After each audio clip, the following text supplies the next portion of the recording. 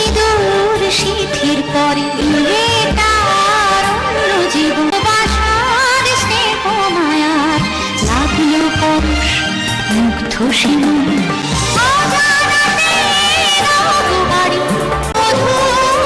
সুন্দরী উঠল সিঁদুর সিথির পরে তার অন্য জীবন বাসার স্নেহ মায়ার লাগলো পরশ মুগ্ধ শিমুল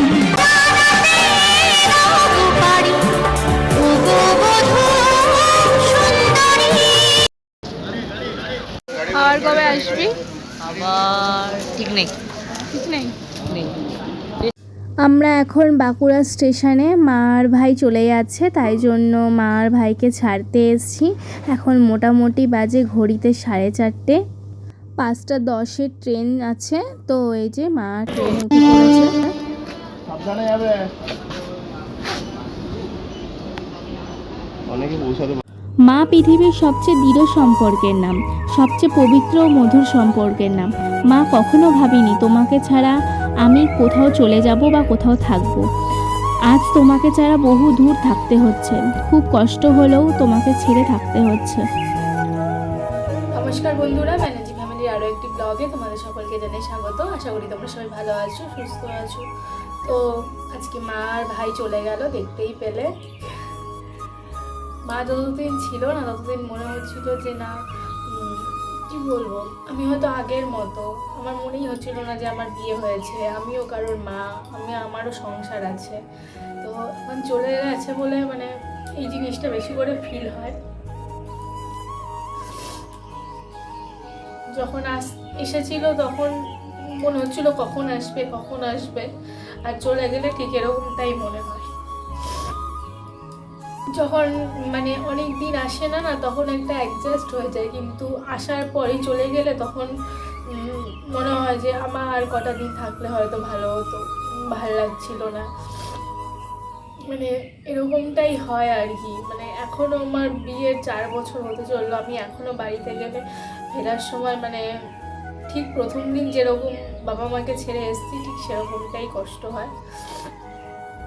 এটা মেয়েরাই বুঝবে এই কথাটা। তো যাই হোক, তো যাবো আবার কিছুদিন পর, সেইটাই আর কি ভাবা। তো চলো, এই যে মারা চলে গেছে, তারপরে আসলাম, এসে বাসি কাজ টাজ করে স্নান টান করে ঠাকুর ঘরে এসেছি। এবার ঠাকুর ঘরে প্রতিদিন যা করি আর কি, ঠাকুরের সমস্ত কাজকর্ম, তো সেগুলোই করব।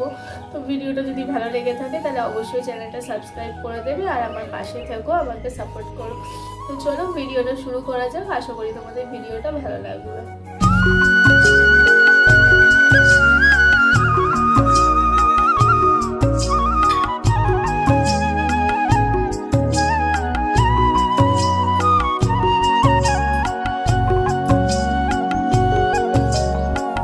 তুলসী তুলসী নারায়ণ, তুমি তুলসী বৃন্দাবন, তোমার স্থলে ঢালি জল, অন্তিমকালে গৃহস্থল। যেহেতু বৈশাখ মাস, আর বৈশাখ মাসে তুলসী গাছের গোড়ায় ছড়া বাঁধতে হয়, আমরা বাঁধি, তো সেই জন্য আর কি মন্ত্রটা পাঠ করে নিলাম।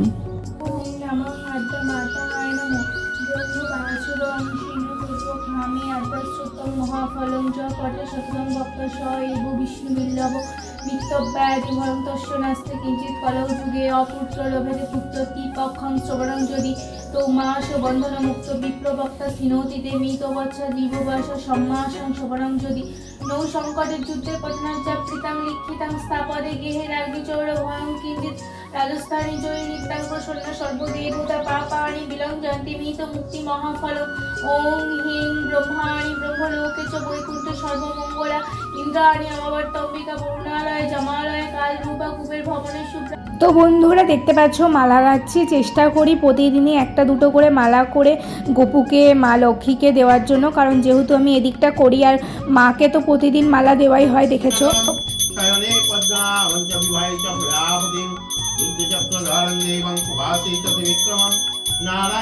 ওম নমঃ রাম লক্ষ্মণ সীতা মাতা ওই নমঃ। ওম জবাকুসুম সংকাশং কৈশবং মহাদুতিম। ওম হ্রিং হ্রিং সূর্যায় নমঃ, নমঃ সূর্য দেবতায় নমঃ।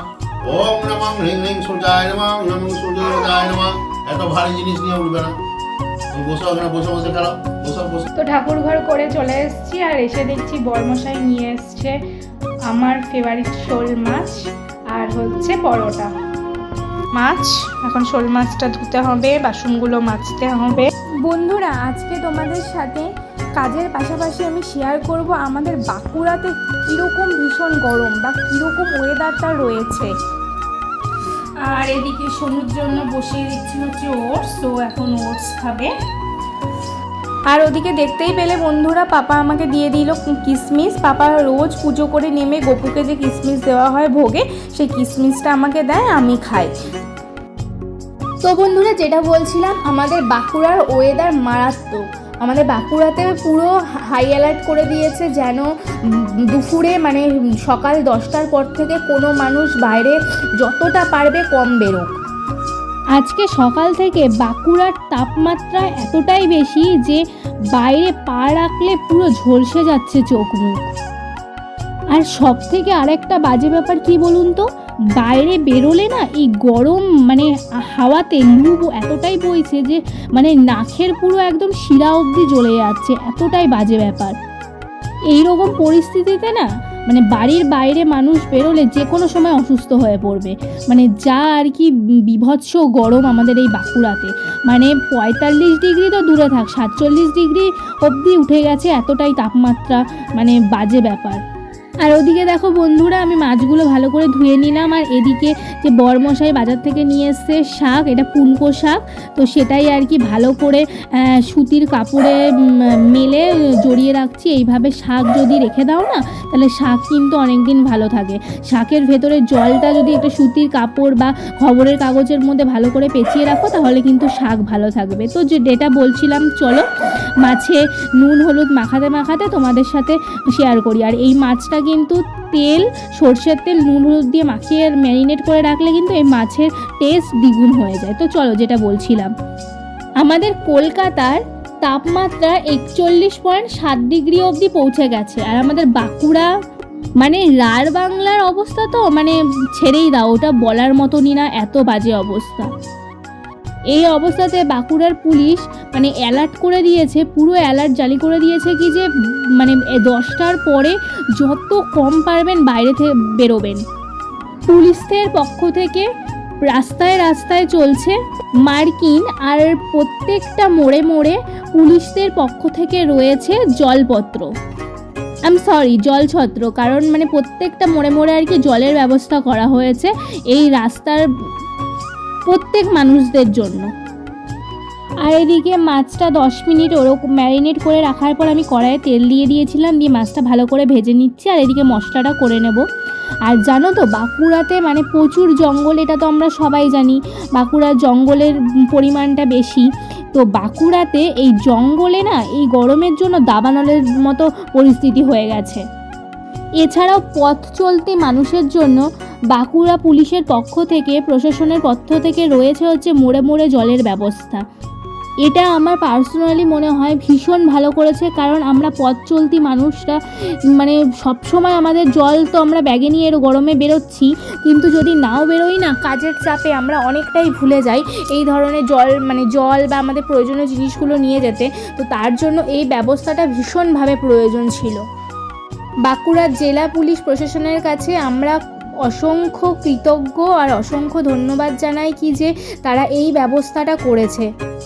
আর এদিকে দেখো বন্ধুরা, আমার মাছের ঝোল অলরেডি রেডি হয়ে গেছে, মাছের আর কি ঝোল ফুটছে।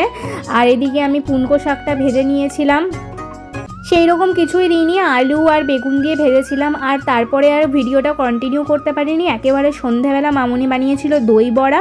তো এই যে সবাই মিলে দই বড়া খেয়ে নিচ্ছি, দই বড়াটা খুব ভালো টেস্ট হয়েছিল। আর তারপরেই দেখো রাত্রেবেলা ডুয়ানের অবস্থা দেখো, এখন বাজে ঘড়িতে 11টা 19। আর ওর কি করছিস তুই? ডুয়ান স্মাইল। দেখো ছেলের চোখে ঘুম নেই, কি অবস্থা, ভালো করে বলো, দূরে দূরে গিয়ে সবাইকে বলে দাও good night, bye good night. আমি দিলাম। তো বন্ধুরা ভিডিওটা এখানেই শেষ করছি, সবাই ভালো থাকবে, সুস্থ থাকবে, দেখা হবে আবার পরবর্তী একটি ব্লগে। এখনের জন্য bye bye. Bye bye bye bye.